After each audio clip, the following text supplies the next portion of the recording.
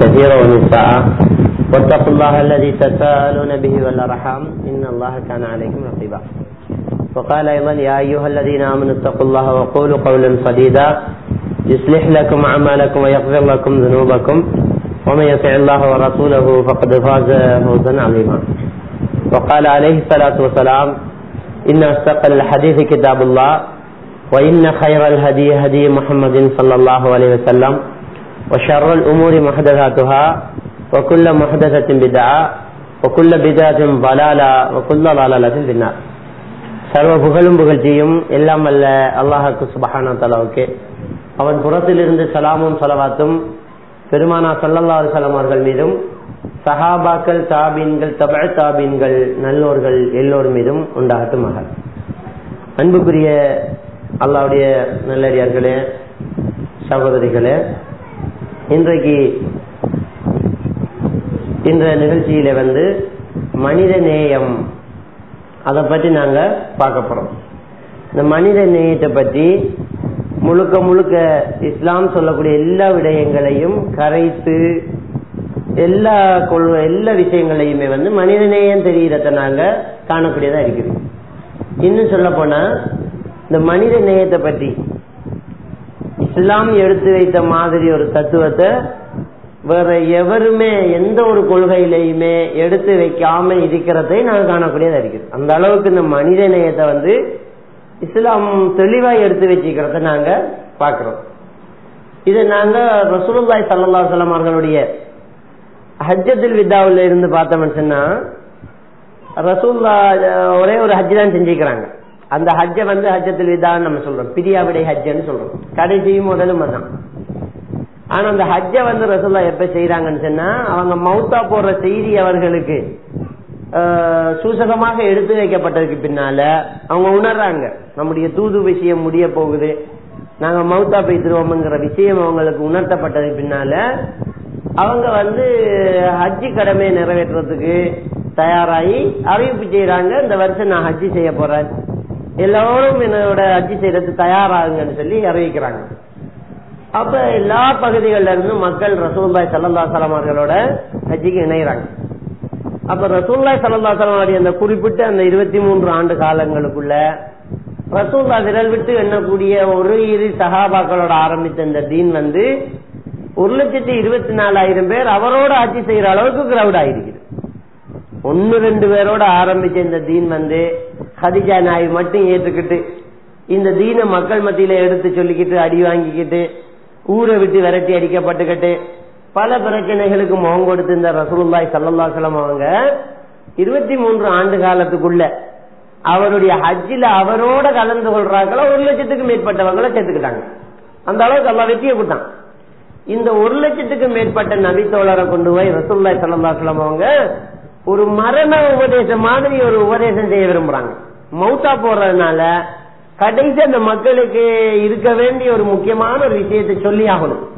அதனால உபதேசம் கொண்டு பண்றாங்க. அந்த உபதேசத்தை எப்படி செய்யறாங்கன்னு சொன்னா, முதல்ல அந்த அரபா மைதானத்துல அவருடைய ஒட்டகத்துக்கு மேல ஏறி இருந்துகிட்டு அந்த மக்கள் மத்தியில பேசினா எல்லாருக்கும் கேட்காது. இப்ப இருக்கிற மாதிரி ஸ்பீக்கர் வசதி இந்த மைக் செட்டப் எல்லாம் இருக்குதான்னு கேட்டா கிடையாது.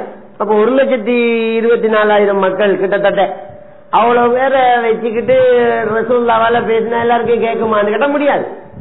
அதனால அவங்க என்ன செய்யறாங்கன்னு சொன்னா, முபல்லிகளை ஏற்படுத்துறாங்க. முபல்லிகள் சொன்னா யாருன்னு சொன்னா, ரசூலுல்லாஹ் ஒரு இடத்துல நின்று சத்தம் போட்டு பேசினா ஒரு குறிப்பிட்ட எல்லை வரைக்கும் தெளிவா கேட்கும். அந்த கேட்கிற எல்லையில நல்ல சத்தம் போட்டு பேசக்கூடிய ஒருத்தரை நியமிச்சு வச்சிருப்பாங்க சஹாபாக்கள். அவரு அங்க ஒரு உயரத்துல நின்னுக்கிட்டு ரசூலுல்லாஹ் பேசுறத திருப்பி அதே மாதிரி சத்தம் போட்டு அவர் பேசுவார். ரசூலுல்லாஹ் பேசுறத சத்தம் போட்டு அவர் பேசுவார். இப்படி ஆங்காங்கே மக்கள் நிறுத்தப்பட்டிருப்பாங்க. ரசூலுல்லாஹ் பேசிட்டே இருப்பாங்க, அதை கேட்டு அதை திரும்ப திரும்ப அவங்க சொல்லிக்கிட்டே இருப்பாங்க. அவன் கேட்கும் ஒரு எல்லைக்கு அந்த எல்லையில் நின்று இவர் பேசுறத பேசிட்டே இருப்பாங்க. அப்ப ஒட்டுமொத்த மக்களும் ரசூலுல்லாஹ் பேசுறத கேட்டுக்கிட்டே இருப்பாங்க. இப்படியான ஒரு ஏற்பாடை செஞ்சுக்கிட்டு அந்த இவ்வளவு பெரிய சனத்தினால ரசூலுல்லாஹ் ஒன்று திரட்டி இப்படியான ஒரு ஏற்பாட்டை செஞ்சுக்கிறாங்க. எல்லாரும் கேட்கிற மாதிரி வச்சுக்கிட்டு ரசூலுல்லாஹ் என்ன கேட்கிறாங்கன்னு சொன்னா, அந்த சஹாபாக்களை பார்த்து கேட்கிறாங்க, இன்னைக்கு என்ன மாசம் கேட்கறாங்க. சின்ன போனவங்க எல்லாம் திகச்சு போய் அஜி மாசம் தானே, பேரை மாத்த போறாங்களா ரசூலுல்லாஹ், மாசத்துக்கு வேற பேர் வைக்க போறாங்களா அப்படின்னு கேட்கிறாங்க. அப்போ ஒரு சில சஹாபாக்கள் அப்படி கேட்கிறாங்க, பேரை மாத்த போறாங்களான்னு நாங்க யோசிச்சோம் அப்படின்னு சொல்றாங்க. வாய் மூடி மௌனம் வைக்காங்க, ஒன்றும் சொல்ல முடியல. அஜி மாசம் தான் பதில் சொல்ல முடியல. சில நேரம் தவறா இருந்துட்டா அப்படியே நிக்கிறாங்க. ரசூலுல்லாஹ் கேட்கிறாங்க, அலைஸத் பில் ஹஜ்ஜா, ஹஜ்ஜி மாசம் இல்லையாப்பா இது அப்படிங்கிறாங்க. ஆண்கள் பெண்கள் எல்லாரும் நிக்கிறாங்க. ஹஜ்ஜி மாசம் இல்லையா இது? ஆமா ஹஜ்ஜி மாசம் தான். சரி, இந்த நாள் என்ன நாள் அதை சொல்லுங்க. அரபா தினம். அரபா தினம் ஒரு புனிதமான ஒரு நாள். அரபா தினம் அப்படி என்ற அதையும் பேர மாத்திராங்க யோசிக்கிறாங்க. அரபா தினம் இல்லையா? ஆமா அரபா தினம் தான். என்ன இடம் இது? என்ன மக்காவா? புனிதமான நகரம் அது. இது என்ன இடம்? அரபா மைதானம்ங்கிறது அந்த ஹரம் ஷரீஃபுடைய பகுதியில் இருக்குது. அப்ப இது என்ன இடம் அப்படி என்று கேட்டு அந்த இடத்துல முக்கியத்துவத்தையும் சொல்றாங்க. கண்ணியமான உண்டு. காபத்துல்லா கண்ணியமானதானே? காபத்துல்லா கண்ணியமானது. இந்த மாசம் ஹஜ் மாசம் கண்ணியமானது. அந்த நாள் கண்ணியமானது. மாசம் கண்ணியமானது, நாள் கண்ணியமானது, அந்த இடம் கண்ணியமா. இந்த மூன்று கண்ணியமானது தானே? ஆமையா சொல்லலாம். இந்த அளவுக்கு கண்ணியப்படுத்தப்பட வேண்டிய ஒன்று இருக்குது. இந்த மூன்றை நீங்க கண்ணியப்படுத்துற மாதிரி இன்னும் மூன்றை கண்ணியப்படுத்தணும். அது என்ன ரசூலுல்லாஹ் சொல்றாங்க, அடுத்தவனுடைய மானம், அடுத்தவனுடைய சொத்து, அடுத்தவனுடைய உயிர், இது மூன்றை போல கண்ணியமானதுங்கிறாங்க. இதான் அந்த மனித நேயத்தை அப்படி எப்பட்டமா ரசூலுல்லாஹ் சொல்லி காட்டுறாங்க. ஒருத்தன் மானம் கஅபத்துல்லாஹ் மரியாதை வைக்கிற மாதிரி வைக்க வேண்டிய உண்டு. ஹஜ் மாசத்தை கண்ணியப்படுத்துற மாதிரி கண்ணியப்படுத்தப்பட வேண்டிய உண்டு. அரபா தினத்தை கண்ணியப்படுத்துற மாதிரி கண்ணியப்படுத்தப்பட வேண்டிய உண்டு. ஒருத்தன் மானம், ஒருத்தியுடைய மானம், ஒருத்தனுடைய சொத்து இருக்குது இல்லையா, காசு பணம், அதை நம்ம இஷ்டத்துக்கு விளையாடக்கூடாது. கஅபத்துல்லாஹ் இடிச்சுடுவோம், நம்ம இடிக்க மாட்டோம். அதை இடிச்ச மாதிரி ஆயிரம் ஒருத்தன் காசை தொடர்ந்து அவ்வளவு கண்ணியமான ஒருத்தன் சொத்து, அது அவன் சொத்து, அதுல கை வைக்காதீங்க. அதே மாதிரி அவன் உயிர், அவன் உயிரை எடுக்கக்கூடாது. ஒரு மனுஷன்ல மொத்தம் இருமுன்னு தானே, ஒரு மனுஷன்ல என்ன இருக்குது, நம்மள என்ன இருக்குது? நம்முடைய மானம் பெற்று, எல்லாருக்குமே நம்முடைய மானம் பெற்று, நம்முடைய மானத்துக்காக வேண்டி உயிரை கூட விடுறாங்க. மானம் வைத்தவங்க தற்கொலை செய்றாங்களா இல்லையா? மானம் பெற்று, நம்ம மனுஷனுக்கு மானம் பெருசு. மானம் இல்லாம வாழ மாட்டோம். நம்ம சோர்வன் இல்லாம இருந்தலாம், மானத்தை இழந்து வாழ முடியாது. அப்ப இந்த மானம் ஒரு மனுஷனுக்கு ரொம்ப முக்கியம். அடுத்தது அவனுடைய சொத்து இருக்கிறது. இந்த கைக்குட்டா இயன்ற சொத்து இருக்கிறத அவங்க சொத்தா வச்சு அதை போய் நீ பாதுகாத்துக் கொள்வாங்க. அவங்க சொத்து எவ்வளவோ அவ்வளவு. குந்துறதுக்கு ஒரு குடில் தான் இருக்குது, அது அவங்க சொத்து. அதை டீபலி சாக்கி அது நம்மிடத்திலிருந்து யாராலும் அவதரிக்கப்படக்கூடாது, அது நம்மிடத்திலே இருக்கணும்னு சொல்லி அதை வச்சுக்குவாங்க. அடுத்தது அவங்களோட உயிரை பாதுகாத்துக் கொள்ளணும். அவங்களோட உயிரை அறிய எடுக்கிறத விரும்ப மாட்டாங்க, அவங்கள கொள்றதை அறிவிடும். இது மூணு தான் மனுஷனுக்கு தேவை. மானமும், அவருடைய சொத்தும், அவருடைய உயிரும். இந்த மூன்றையும் ரசூலுல்லாஹ் முன்கூட்டியே சொல்லி வைக்கிறாங்க. இந்த மூன்றும் புனிதமானது, இந்த மூன்றும் புனிதமானது. கஅபத்துல்லாஹ் மாதிரி புனிதமானது, சும்மா புனிதமானது கிடையாது. கஅபத்துல்லாஹ் அந்த ஹரம் ஷரீஃப் மாதிரி புனிதமானது, இந்த ஹஜ் மாசம் மாதிரி புனிதமானது, இந்த அரபா தினம் மாதிரி புனிதமானதுமா. அது கண்ணியப்படுத்தப்பட வேண்டியது. இந்த ரசூலுல்லாஹி ஸல்லல்லாஹு அலைஹி வஸல்லம் அவங்க என்ன செய்யறாங்கன்னு சொன்னா முன்கூட்டியே ஒரு உபதேசம் பண்றாங்க. அப்ப நமக்கு விளங்கணும், மனித நேயம்ங்கிறத அடுத்தவனுக்கு நம்மளால ஒரு இடையூறும் வந்துடக்கூடாது இல்லையா? அதை அப்படியே சொல்லி காட்டுறத நாங்க பாக்குறோம்.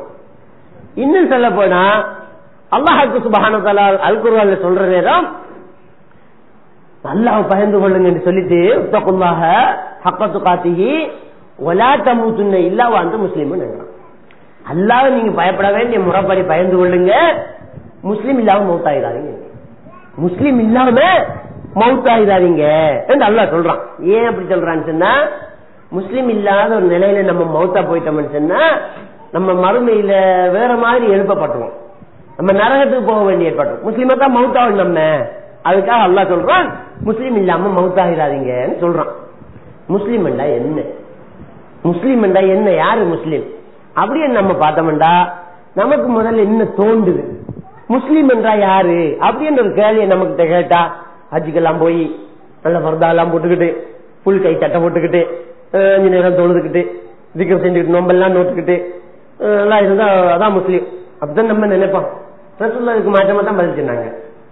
ரசூலுல்லாஹ் என்ன சொன்னாங்கன்னு சொன்னா, முஸ்லீம் என்கிறவன் எப்படி இருப்பான்னு சொன்னா, அவருடைய நாவாலேயோ அவருடைய கையாலேயோ அடுத்தவனுக்கு ஒரு பிரச்சனை இல்லாம இருந்தா அவன் தான் முஸ்லீம். சுப்ஹானல்லாஹ். இந்த தொழுகையை பத்தி வரல, இந்த நோம்ப பத்தி வரல, இந்த புல்கை சட்டையை பத்தி வரல, இந்த ஹிஜாபை பத்தி வரல. இதான் முக்கியம். இவரால அடுத்தவருக்கு எந்த பிரச்சனை இல்லை. எப்படி பிரச்சனை இல்ல? வேற கையாலையும் பிரச்சனை இல்ல, நாவாலையும் பிரச்சனை இல்ல. அப்படி ஒருத்தர் இருப்பாராக இருந்தா, ஆம்பளையோ பொம்பளையோ, அவர் தான் உண்மையான முஸ்லீம். அப்படி இருப்போமாமா நம்ம? அப்படி முஸ்லீமா நாங்க இருக்கிறோமா? சிந்திச்சு பார்க்கணும். அப்ப இப்படி ஒரு முஸ்லீமா இருந்தா தான் நம்ம சொர்க்கம் போகலாம். முஸ்லீம் இல்லாம மௌத்தாயிடாதீங்கிறாங்களா? முஸ்லீம் என்று ஆறுங்கிறத ரசூலுல்லாஹ் சொல்லி காட்டுறாங்க. இதான் முஸ்லீம். நம்முடைய நாவால கையால அடுத்தவனுக்கு எந்த பிரச்சனையும் பெறக்கூடாது. இப்ப கையால பிரச்சனை வர்றண்டா நமக்கு நல்லா தெரியுது. கையால அடுத்தவனுக்கு எடுக்கிறது, அடிக்கிறது, அடுத்தவனுக்கு அநியாயம் செய்யறது, அதான் கையால நம்ம மாற்றி ஒன்றை ஏற்பாடு செஞ்சு வைக்கிறது, இது கையால செய்யறது. அத கையால நம்ம கையாலதான் கில்லணும்ன்றது கிடையாது. நம்ம உடம்பால ஏற்பாடு ஒன்று செய்யறோம், அதனால நடக்குது. அது கையால செய்யறது நம்ம ஒரு வார்த்தையில பயன்படுத்தும். இதை வேணுமெண்டா சமூகத்துக்கு பயந்து, தண்டனைக்கு பயந்து கட்டுப்படுத்திடுவோம். இப்ப களை ஒருத்தன் சொத்தை களவு எடுத்தா, ஒருத்தன் வீட்டுக்கு நெருப்ப வச்சா பிடிவாட்ட நம்மளை போட்டு ஜெயில அடைச்சிருவாங்க. நம்மளை வீட்டை எழுதி எடுத்துருவாங்க. இந்த ஊரெல்லாம் சேர்ந்து நம்மளை கேவலப்படுத்திடுவாங்க, ஊரை விட்டு விரட்டி அடிச்சிருவாங்க. அப்ப ஒருத்தனுக்கு கையால அநியாயம் செய்யற எண்ணம் இருந்தா கூட செய்ய முடியாத நிலையெல்லாம் ஏற்படும். ஆனா இந்த நாவால அடுத்தவனை பழி வாங்குறத ஒரு சட்டமும் போட்டு தடுக்க இயலாது. அதனால அது சாதாரணமா நடக்குது. இந்த நாவால ஒருத்தனை நோவினப்படுத்துறது இருக்குது இல்லையா, இதை எவராலையும் தடுக்க முடியாம இருக்கிறதுனால சாதாரணமா நாவால அடுத்தவரை போட்டு தாக்குறது நடந்துகிட்டு இருக்கிறத நாங்க பாக்குறோம். ரசூலுல்லாஹி ஸல்லல்லாஹு அலைஹி வஸல்லம் ஒரு சஹாபிக்கு வசியத் சொன்னாங்க, இந்த நாக்க பிடிச்சி சொல்றாங்க, இதை பேணிக்கோ, நாக்க மட்டும் பாதுகாத்துக்கோ அப்படின்னு வசியத் சொல்றாங்க. அப்ப இந்த சஹாபி கேட்கிற யார் சொல்லா, நாக்காலையுமா வலிக்குள்வாங்க நரகத்துக்கு, இந்த நாவினாலையுமே வலிக்கு நரகத்துல விழுவாங்க அப்படின்னு கேட்கிறாங்க. அதுக்கு ரசூலுல்லாஹி ஸல்லல்லாஹு அலைஹி வஸல்லம் அவங்க என்ன சொல்றாங்க தெரியுமா, காலால விழுகிறவனை விட நாவால விழுகிறவன் அதிகமா இருக்கும். நாக்கால அதிகமா விழுந்துருவாங்க. ஏன்னு சொன்னா, இந்த நாக்க வச்சுக்கிட்டு நாங்க அடுத்தவன மனசை நோவினப்படுத்திடுவோம், அடுத்தவன மனசை புண்படுத்திடுவோம். அதான் ரசூலுல்லாஹ் சொன்னாங்க, அடுத்தவனை தாக்கி குத்தி பேசுறவன் சொர்க்கம் நுழைய மாட்டான். ஒரு மூமினா இருந்தா அவன் அடுத்தவனை தாக்கி பேச மாட்டான், அடுத்தவனை குத்தி பேச மாட்டான், அதிகம் சாபம் விட மாட்டான், ஊத்த பேச்சு பேச மாட்டான், அவன் தான் மூமின்னுட்டாங்க ரசூலுல்லாஹி ஸல்லல்லாஹு அலைஹி வஸல்லம். அப்ப இந்த நாக்கை வச்சுக்கிட்டு அடுத்தவரை குத்தி பேசுறது, அறுத்து பேசுறதுங்கிறது இந்த சாதாரணமான ஒரு விஷயமா போகுது. அறுத்து பேசுறதுமா ஒன்று இல்லை, அறுத்து பேசுற, தாக்கி பேசுறது, அவன் வச்சுக்கிட்டே அவனுக்கு அறுவை நடந்துட்டு அவன் விளங்காது. நமக்கு நல்ல விளக்கு, நமக்கு தான் நான் கதைக்கிற கதைன்னு சொல்லி இப்ப ஒரு அறுவடை செஞ்சுட்டு வந்துட்டாங்க, தாத்தாக்காரி அறுவடை செஞ்சுட்டு வளமையா நெல்லு வெள்ளாம் வெட்டிட்டு வந்தா ஒரு மூடை நெல்லு கொடுப்பாங்கன்னு வச்சுக்கொள்ளுங்க. அன்றைக்கு பார்த்து அவங்களுக்கு சரியான நஷ்டம், அது விளைச்சல் காரணம், அதனால கொடுக்கலன்னு வச்சுக்கொள்ளுங்க. இன்னமும் காரணம் கொடுக்கல, அவன் வீட்டுக்கு வந்துருப்பான், இவன் கறக்கணும், இவன் கறக்காம வாய வச்சு இருக்க முடியாது. அவன் வச்சுக்கிட்டு என்ன பேசா தெரியுமா, எங்களோட வெள்ளாமைய கூலி கடுத்து ஒரு தமிழ அது 2 தரம் சொல்லி ஒரு தமிழ 2 மூடை நெல்லு வர கிடையாது, நமக்கு இருக்கி சொந்தங்க காலை ஒரு செருப்புக்கும் கேட்கலாம் 2 ரூபாங்க. இந்த ராத்தா வச்சு அவன் கேட்கறது இல்ல, அந்த பெட்டு அங்க ஏன் போன எங்க வீட்டுக்கு, ஏன் நேரத்தோட கொடுத்ததெல்லாம் அப்படியே மறந்துடுவாங்க. அந்த அறுத்து தாக்குறது நல்ல வம்பலாக்கிமான்றாங்க, நல்ல வம்பலாக்கிமா. இந்த கதை இருக்குது, நம்ம ஒரு நிதியை தாராங்க நம்மகிட்ட, ஒரு அரிசி நோம்புக்கு அதுக்கு இதுக்கு தர்மங்களை கொடுக்க சொல்லி இங்க தாராங்க. இங்க ஒரு 100 மூடை அரிசி தந்து ஏழைகளுக்கு கொடுங்கம்பாங்க. எல்லாரும் கொடுப்போம், எல்லாருக்கும் கொடுக்குற மாதிரி ஒரு பங்கத்தை நம்மளும் வீட்டுக்கு எடுப்போம். ஆளுக்கு 10 கிலோ 10 கிலோன்னு சொன்னா எந்த வீட்டுக்கும் 10 கிலோ தான் நம்ம எடுப்போம். பங்கு வைக்கிற ஆக்களை பார்த்து ஒரு அறுவை நடக்கும். எப்படி அறுவை, அவர் ரோட்டால போகல, நல்ல வம்பல் ஆகும். இந்த துண்டுக்க அரிசிக்கு மட்டும் பஞ்சம் இல்லை ஆகும். எப்படி பத்தும், எப்படி பத்தி அந்த நாக்கால படுத்துற பாடுக்கு பாடுதா அறுத்து பேசுறது, ரீபத்து பேசுறது. கீபத்தை எந்த அளவுக்கு பேசுறான்னு சொன்னா, அந்த கீபத்தை எப்படி போய் பேசுவாங்கன்னு சொன்னா, சொல்லக்கூடாது, சொன்ன பாவமா பேசுறோம், கீபத்தை பேசுறோம், இன்னும் மோசம் தெரியுமா அவளு, அப்படியே சொல்லக்கூடாது சொல்லிட்டு கீபத்தை பேசுறோம், சொல்லக்கூடாது, சொன்னா பாவமா பேசுறோம், ரொம்ப மோசமானவள் சொல்லக்கூடாது, நம்மளை தண்டிச்சு போடுறான், அவள் என்ன மோசம் தெரியுமா, அப்படியே ரீபத்தை தெரிஞ்சுக்கிட்டு பேசுறதுனால அப்படி பேசப்படுது. அவ்வளவுக்கு மோசமாக இந்த நாக்கால அடுத்த வர பழி வாங்குறத நாங்க பாக்குறோம். அப்ப இந்த ஒரு முஸ்லீம் எப்படி இருக்கணும்னு சொன்னா, அவன் கையாலேயோ அவர் நாக்காலேயோ அடுத்தவங்களுக்கு எந்த பிரச்சனையும் இல்லாம இருக்கணும். அவர் தான் முஸ்லீம்ங்கிறத பெருமானா ஸல்லல்லாஹு அலைஹி வஸல்லம் அவங்க சொல்லி காட்டுறத நாங்க பாக்குறோம். அதே மாதிரி நாங்க பாக்குறோம், அழகான ஒரு உதாரணத்தை ரசூலுல்லாஹ் சொல்லி காட்டுறாங்க. என்ன சொல்றாங்கன்னு சொன்னா, அல் மூமின் லில் மூமின் கல் புன்யான் யஷுத்து பஅதுஹா பஅதன். ஒரு மூமினுக்கு ஒரு அடுத்த மூமினுக்கு ஒரு மூமின் எப்படி சொன்னா, ஒரு கட்டடத்தை போல. மூமின்கள்ங்கிறவங்க எப்படிங்கிறத அல்லாஹ்வுடைய தூதர் அவங்க உதாரணம் சொல்றாங்க. ஒரு மூமினுக்கு அடுத்த மூமின்கள் ஒரு கட்டடத்தை போல, ஒன்று இன்னொண்ட பிடிச்சுக்கிட்டு இருக்குது, ஒன்று இன்னொண்ட பிடிச்சுக்கிட்டு இருக்குது. ஒன்று குறைஞ்சு போனா அது குறை. ஒரு வீடு என்று சொன்னா அதுக்கு கோபிசம் கூரையும் இருக்கணும், வளர்ச்சி சுவர்களும் பட்டப்பட்டிக்கணும், கதவும் இருக்கணும். இப்படி எல்லா பாதுகாப்பு இருந்தா வீடு என்ற வார்த்தையால நாங்க சொல்லுவோம். எல்லாம் இருக்குது, கூரை இல்லாட்டி அது ஓட்ட உரைச்சிட்டாங்க, வீடு கிடையாது. கூரையை மட்டும் கொண்டு வச்சு 4 கம்பம் நாட்டி வச்சு அது பந்தலா போய்த்திரும், வீடா இருக்காது. எல்லாத்தையும் நல்லா கட்டி கதவு இல்லாட்டி அது குடியிருக்க முடியாது. அப்ப எல்லாம் இருக்கணும், ஒண்ணு ஒண்ணு பிடிச்சுக்கிட்டு இருக்கும். இந்த கட்டடத்துல ஒரு கல் இன்னொரு கல்ல பிடிச்சு வைக்கிறதுனாலதான் இந்த கட்டடமே பிளப்பா இருக்குது. ஒரு செங்கால தனி ஒரு கையால வெட்டி உடைச்சு விட்டுறலாம். ஒரு செங்காலா இருந்தா அது தூக்கி காலால உடைச்சிட்டு போயிடலாம். 10 செங்கால வச்சு கட்டுறதால அசைக்க முடியாம இருக்குது. அப்ப ஒண்ணு பிடிச்சிட்டு இருக்குது. மூமின் அப்படித்தான் இருக்கணும். மூமின் சொன்னா ஒன்றுக்கு ஒன்று துணை, அதான் மூமின் சொல்றாங்க. ரசூலுல்லாஹி ஸல்லல்லாஹு அலைஹி வஸல்லம் சொல்றாங்க, மூமின் சொன்னா ஒன்றுக்கு ஒன்று துணைங்கிறாங்க. அந்த துணை எங்க இருக்கும்? நம்ம துணை துணை துணை துணை அடுத்தவனை தாக்கி பேசிட்டு இருந்தா துணையா இருக்குமா? நம்ம என்ன செய்யறோம்னு சொன்னா அடுத்தவங்களை அறுத்து பேசிட்டோம், அடுத்தவங்களை தாக்கி பேசிட்டோம். நம்ம மூமின் இருக்கமா? இல்ல. அப்ப அடுத்தவங்க விஷயத்துல நம்முடைய ஆள் அப்படிங்கிற நினைப்பணும். ஒரு தாய் பிள்ளைகள் பேசினா நல்லா இல்ல, ஒரு தாய்வத்தை பிள்ளையில அவங்களுக்குள்ள அடிக்கிறாங்க.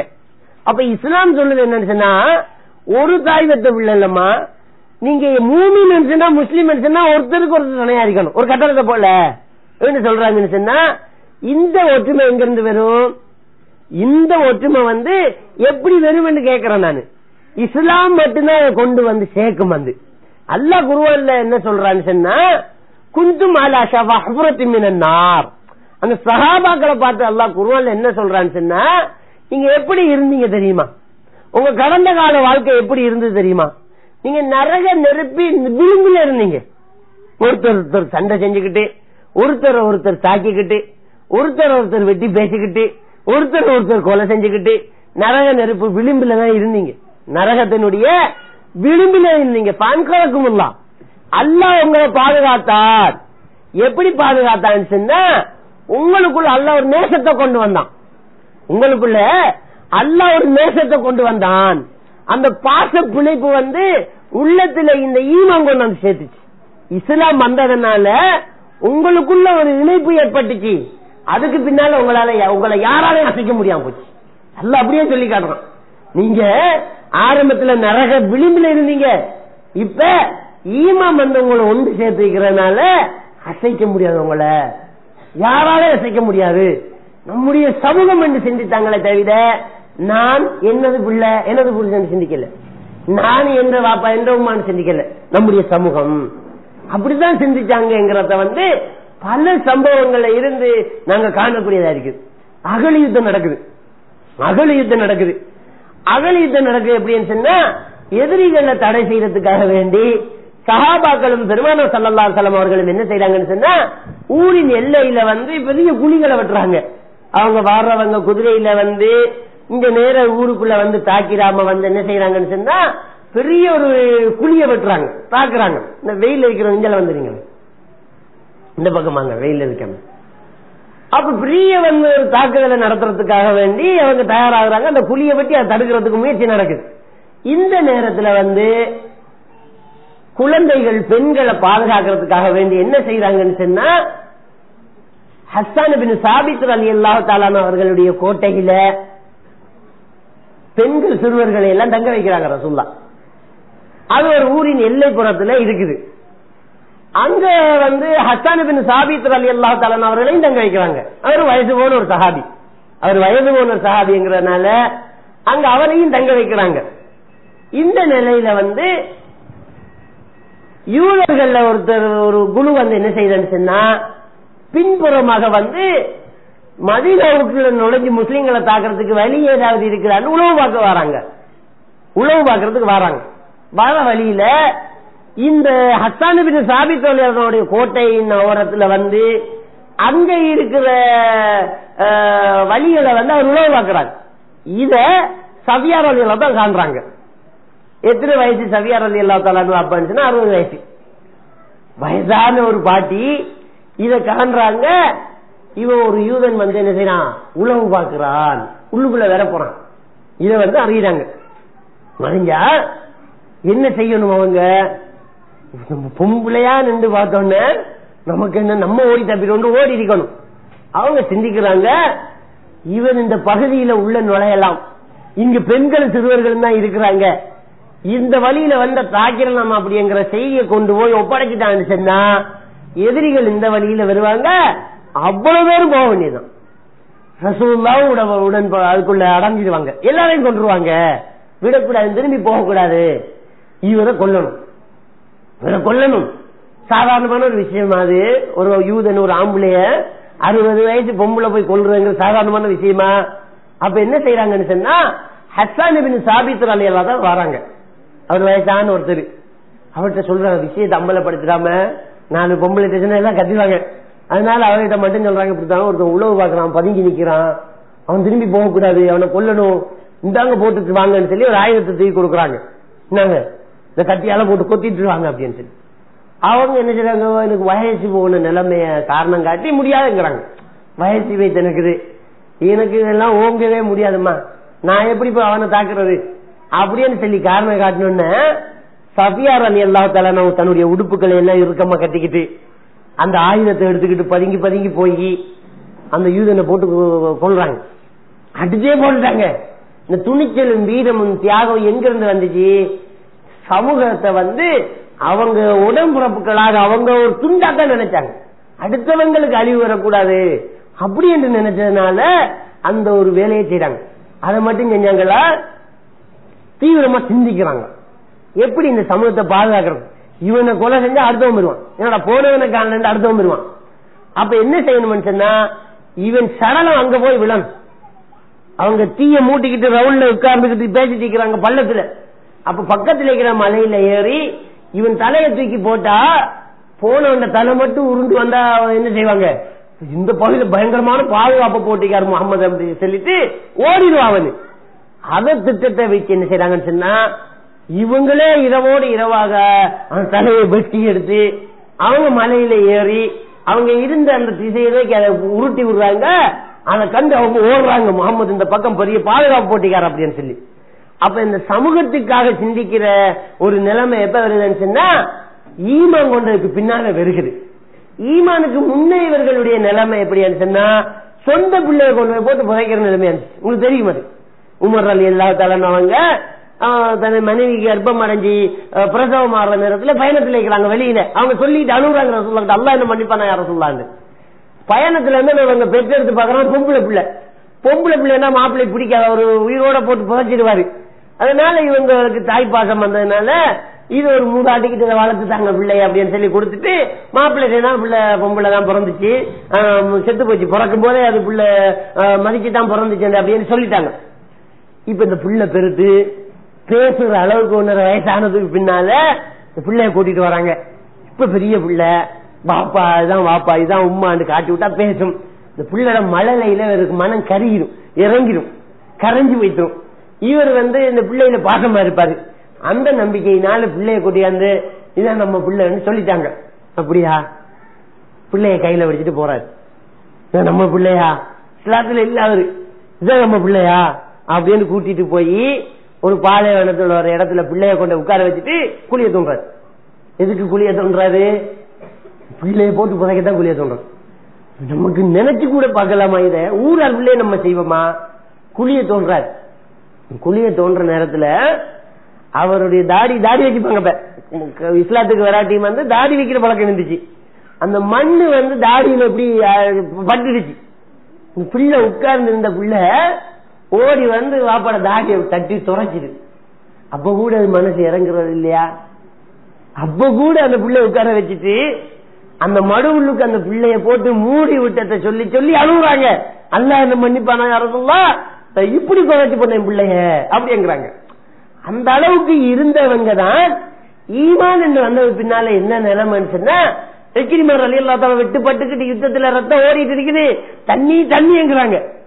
அப்போ ஒரு சஹாபியா தண்ணி எடுத்துட்டு ஓடி வராங்க. இந்தாங்க தண்ணி என்று. அந்த நேரம் பார்த்து பக்கத்துல இருந்தவர் தண்ணி என்கிறாரு. தண்ணிய வேண்ட போன அவருக்கு கொடுங்க, அவருக்கு கொடுங்க தண்ணிய. அவர் தண்ணியை கேட்கிறாருங்கிறாங்க. அங்க கொண்டு வர அவர் மௌத்தா போயிட்டாரு. திரும்பி ஒரு இவர் மௌத்தா போயிட்டாரு. இன்னா இல்லாஹி வ இன்னா இலைஹி ராஜிஊன். அந்த அளவுக்கு மாறிட்டாங்க. உயிரோட பிள்ளைகளை புதைச்சவங்க இந்த அளவுக்கு மாறினாங்க. எது மாத்திச்சு? ஈமா மாத்திச்சு. இந்த ஈமா இப்ப நமக்கு இருக்குது. இப்ப முஸ்லிம்களை நம்ம இருக்கிறோம். நம்முடைய நிலைமை என்னன்னு சொன்னா சொந்த சகோதரங்களையே அடுத்தவங்களா வச்சு பார்க்கணும். கல்யாணம் முடிக்கும் வரைக்கும் உமா பாப்பா, கல்யாணம் முடிச்சா மாப்பிள்ள நானே பிள்ளை அவ்வளோ. பாப்பா தான் அடுத்தது, தாத்தா தான் அடுத்தது, நானாலாம் அடுத்ததுதான். அந்த பிள்ளைகள் போச்சுன்னா அதுவும் அதுல சுமன்சாரி தான், அதுவும் அதுல மாப்பிள்ளையும் தான், உமா எல்லாம் வேற. இந்த அளவுக்கு நம்ம இடத்துல பிரச்சனை வர்றது காரணம் என்னன்னு சொன்னா முஸ்லீமா இருக்கமா, நம்ம மூமினா நம்ம இருக்கமான்னு பார்த்தா கிடையாது. இன்னொரு உதாரணத்தை ரசூலுல்லாஹி ஸல்லல்லாஹு அலைஹி வஸல்லம் சொல்லி காட்டுறாங்க. அன்பு பாசம் வைப்பதிலும், ஆளுக்கால் நேசம் வைப்பதிலும், ஆளுக்கால் உதவி செய்வதிலும் ஒரு மூமினுக்கு என்ன உதாரணம் சொன்னால் ஒரு உடம்ப போல ரசூலுல்லாஹ் சொல்றாங்க. பாசத்திலும் நேசத்திலும் ஆதரவிலும் ஒரு மூமினுக்கு உதாரணம் என்ன தெரியுமா? ஒரு உடம்ப போல. இந்த உடம்பின் ஒவ்வொரு பகுதியிலையும் வந்து ஒவ்வொரு பகுதியில தாக்கம் ஏற்பட்டுன்னு சொன்னா அடுத்த பகுதி அதுக்காக கலங்குது. காலில் ஒரு முள்ளு தச்சா கையை எடுக்க போகுது, அது எடுக்கிறதுக்கு கண்ணு நோட் பண்ணுது, அடுத்த கை அதுக்கு உதவி செய்யுது, மனசு அங்க இறங்குது, எல்லா கவனம் அந்த காலில் இருக்கிற முள்ளை எடுத்து அதை கிளியர் பண்ணணும் அப்படிங்குது. இப்படித்தான் ஒரு மூமி நீக்கணும். ஒருத்தனுக்கு ஒரு பிரச்சனை இருக்குமா இருந்தா எல்லாரும் களத்துல இறங்கணும், எல்லாரும் அவரை பத்தி சிந்திக்கணும். இதுதான் ஒரு மூமின் அப்படின்னு சொல்லி இன்னொரு உதாரணம் சொன்னாங்க. ஒரு கட்டடத்தை போல என்று சொன்ன ரசூலுல்லாஹி ஸல்லல்லாஹு அலைஹி வஸல்லம் அவங்க என்ன செய்யறாங்கன்னு சொன்னா ஒரு உடம்ப போலங்கிறாங்க. நம்ம உடம்பு ஒரு கண்ணுல தூசி விழுந்தா அடுத்த கண்ணு தான் சேர்ந்து கலங்குது. நம்முடைய கை ஓடி போய் அதை தடுக்குது. அதை எடுக்கிறதுக்காக நாங்க அவசரப்படுறோம். அதற்காக நம்முடைய கால்கள் நடக்குது, நம்முடைய வாய் உதவி கேட்குது. கண்ணுல தூசி விழுந்து எடுத்துருமா ஒருத்தர் வந்து ஊத செல்லுது, பார்க்க செல்லுது, வாயெல்லாம் அதுக்கு எல்லாம் வேலை செய்யுது. முழு உடம்பும் அதுக்காக இறங்கி வேலை செய்யுது, முழு உடம்பு. அப்ப ஒரு மூமினுக்கு ஒரு முஸ்லீமுக்கு ஒரு பிரச்சனைன்னு சொன்னா அடுத்த எல்லாரும் அதை தன்னுடைய பிரச்சனையா எடுத்துக்கிட்டு அவங்க களத்துல இறங்கணும் அப்படிங்கறத வந்து பெருமானார் ஸல்லல்லாஹு அலைஹி வஸல்லம் அவங்க சொல்லி காட்டுறாங்க. அடுத்தவங்கள்ட்ட நேசம் பாசம் காட்டுறது வந்து நமக்குள்ள இருக்கணும் அப்படின்னு ரசூலுல்லாஹி ஸல்லல்லாஹு அலைஹி சொல்றாங்க. இப்ப நிலைமை என்னன்னு சொன்னா நம்மிடத்துல வந்து அது இல்லாம போறத நம்ம பாக்குறோம். எந்த அளவுக்குன்னு சொன்னா அடுத்தவனுக்கு இந்த மாதிரி ஒரு அழிவுகள் வந்தா ஒரு விதமான சந்தோஷம், ஒரு விதமான சந்தோஷம். எப்படி சொல்ல கொலைய வந்து அவரை கடை பத்தி விட்டாமே எவ்வளவு சந்தோஷமா சொல்லலாம் பாருங்க.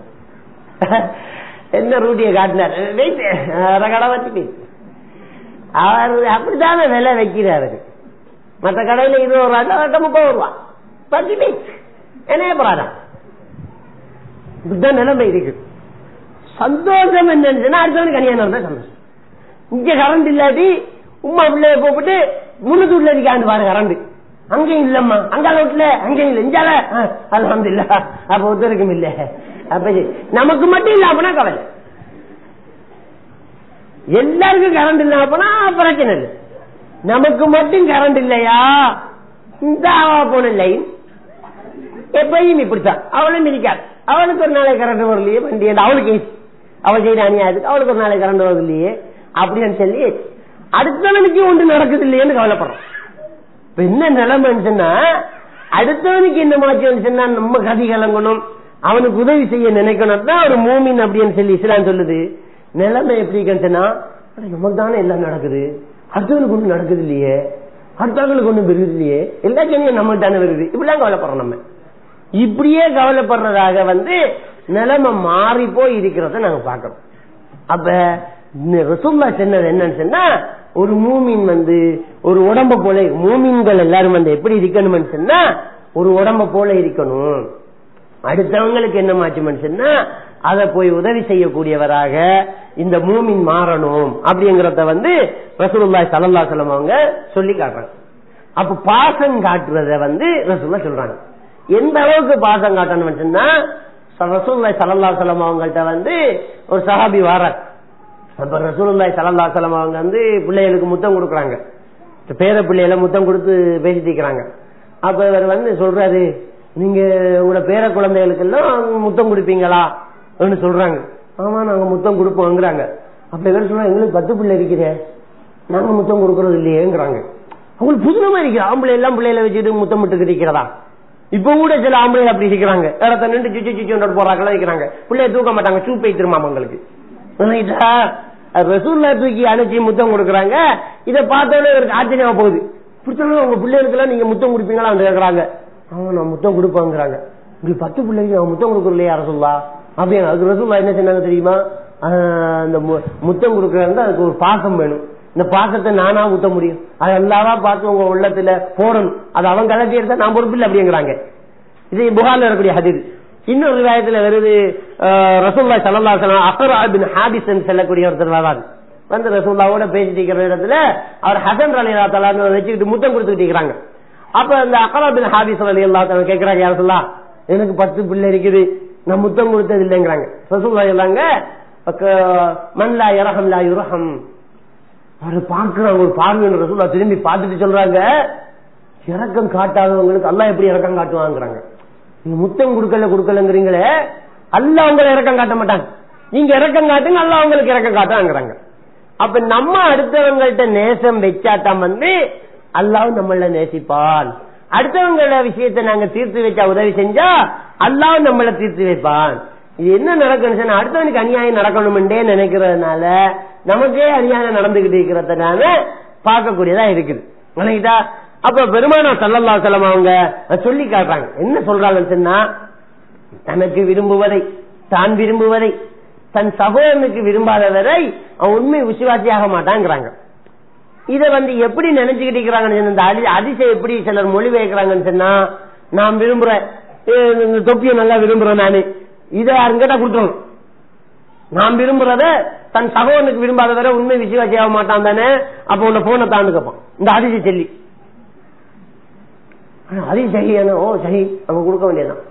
அப்படி இல்லாத அதிசயம், தான் தனக்கு விரும்புறத தன்னுடைய சகோதரனுக்கு விரும்பாதவரை உண்மை விசுவாசியாக மாட்டான்டா. என்ன அர்த்தம் தெரியுமா, அடுத்தவன் நம்மளோட எப்படி எல்லாம் நடக்கணும் என்று நம்ம விரும்புறோமோ அப்படி நாம அடுத்தவன் நடந்து கொள்ளணும். அடுத்தவன் என்ன கண்ணியப்படுத்தணும் நம்ம விரும்புறோம், அடுத்தவன் எனக்கு உதவி செய்யணும் என்று விரும்புறோம், அடுத்தவன் என்ன மதிக்கணும் என்று விரும்புறோம், அடுத்தவன் நம்ம கடன் கேட்டு அவன் கடன் தரணும் என்று விரும்புறோம், நான் ஆபத்தில் இருக்கக்கூடிய என்னுடைய குடும்பம் எல்லாம் என்ன காப்பாற்றணும், கரை சேர்க்கணும் என்று விரும்புறோம். அதே மாதிரி நீ அடுத்தவங்க விஷயத்திலே நடந்துக்க. உனக்கு நீ என்னத்தை விரும்புற, அடுத்தவன் உன்னோட நல்லா இருக்கணும் நான் விரும்புறேன், நீ அடுத்தவன் நல்லா இரு, நீ அடுத்தவங்கிட்ட நல்லா பேசு, நல்லா பழகு, அப்படி என்று பெருமானார் ஸல்லல்லாஹு அலைஹி வஸல்லம் அவங்க சொல்லி காட்டுறாங்க. இது ஒன்று போதும் மனித நேயத்துக்கு. இந்த ஒரு விஷயம், இந்த ஒரு சப்ஜெக்ட் போதும் மனித நேயத்துக்கு ஒன்றுதான். என்ன, நம்மள்கிட்ட அடுத்தவன் எப்படி நடக்கணும், நம்ம அடுத்த நம்மளை தாக்கி பேசணும் நம்ம நினைப்போமா, என்ன எல்லாரும் இன்னைக்கு கிண்டல் பண்ணணும் கொடுத்துக்கு போமா, அப்படி போமா, நம்ம இன்னைக்கு எல்லாரும் எனக்கு அநியாயம் செய்யணும் போமா, எல்லாரும் எனக்கு உதவி செய்யணும், எல்லாரும் என்ன மதிக்கணும், எனக்கு கௌரவம் தரணும், என்னை ஒரு மனுஷியா மதிக்க அந்த சபையில உட்கார வைக்கணும். 4 பேர் மத்தியில நம்மள முகத்தை கூட பார்த்து பேசலாட்டி ஏன் போனவன்னு திரும்பி வரமா இல்லையா, இன்னும் இந்த வீட்டுல நமக்கு ஒரு மரியாதை இல்லை, ஒரு மரியாதை உட்கார சொல்ல மாட்டாங்க, பாய எடுத்துல இதுக்கு சொல்ல என்னன்னு விசாரிக்கல, இங்க ஏன் போனோம் அப்படின்னு யோசிக்கிற சந்தர்ப்பம் வருதா இல்லையா? நம்மளை மதிக்கல, நம்மளை மதிக்காதனால அப்படி நடக்கிறத நாங்க பாக்கிறோம். அப்ப நம்ம விஷயத்துல எதை நாடுறோம், அடுத்தவன் நம்மளை மதிக்கணும் நினைக்கிறோம். நாம அடுத்தவனை மதிக்கணும், அடுத்தவனை நம்ம மதிக்கணும். அடுத்தவங்களை நாம எப்படி எல்லாம் நடக்கிறோமோ அது நம்ம அடுத்தவங்கிட்ட நடக்கணும்னு எதிர்பார்க்கிறோமே, அப்படி நடந்துகிட்டா சரி. அதைத்தான் ரசூலுல்லாஹி ஸல்லல்லாஹு அலைஹி வஸல்லம் அவங்க சொல்லி காட்டுறாங்க. இதுல பாத்தீங்கன்னு அடுத்தவங்களை மதிக்கிறது எப்படி, அடுத்தவங்களை மதிக்கணுமாக இருந்தா ஒரு அழகான தத்துவத்தை ரசூலுல்லாஹி ஸல்லல்லாஹு அலைஹி வஸல்லம் சொல்றாங்க. திருமீதியில வரக்கூடிய ஹதீஸ், பிஹஸ்பி இம்ராயின் மின ஷர் ஐ யஹ்கிர அகாஹுல் முஸ்லிம் சொல்றாங்க. ஒருத்தனுக்கு கெடுதி நடக்கிறதுக்கு, ஒருத்தனுக்கு கெடுதி வர்றதுக்கு ஒரே ஒரு விஷயம் போதுங்கிறாங்க. எனக்கு கெடுதி வர்றதா இருந்தா என்னுடைய பழக்கத்துல ஒண்ணு போதும் எனக்கு கெடுதி வரும். என்னது, அடுத்தவரை நான் கேவலமா கருதுறது. அடுத்தவரை எவர் கேவலமா கருதுறாரோ அவருக்கு நீ நாசம் தான் அப்படிங்கிறாங்க ரசூலுல்லாஹி ஸல்லல்லாஹு அலைஹி வஸல்லம் அவங்க. ஒருத்தருக்கு கெடுதி வர்றதுக்கு இந்த ஒரு வாசல் கதவு இருந்தா போதும், அடுத்தவங்களை இவர் எப்ப கேவலமா கருதுறாரோ அதுல இருந்து அவருக்கு கெடுதி தான்ங்கிறாங்க. உண்மையிலேயே நாங்க சிந்திச்சு பார்த்தோம்னு சொன்னா, அடுத்தவங்களை நாங்க கேவலமா கருதிட்டோம்னு சொன்னா நம்ம அடுத்தவங்களை மதிக்க மாட்டோம், அடுத்தவங்களுக்கு கொடுக்க வேண்டிய உரிமையை நாங்க கொடுக்க மாட்டோம், பெருமை அடிக்க தொடங்கிடுவோம், பெருமை அங்க வந்துடும். அடுத்தவங்களை நம்ம மதிச்சாத்தான் வாங்க இருங்கம்மா. அடுத்தவங்க எவ்வளவு கீழ்மட்டத்தில் இருந்தாலும் சரி, அவங்க பிச்சை இருக்கிறவங்களா இருந்தாலும் சரி, பாயலச்சி விற்கிறவங்க சரி, அப்பன்னு சொல்லிட்டு என்ன வேணுமெல்லாம் செய்யட்டும், என்ன வேணுமென்றாலும் செய்யட்டும்.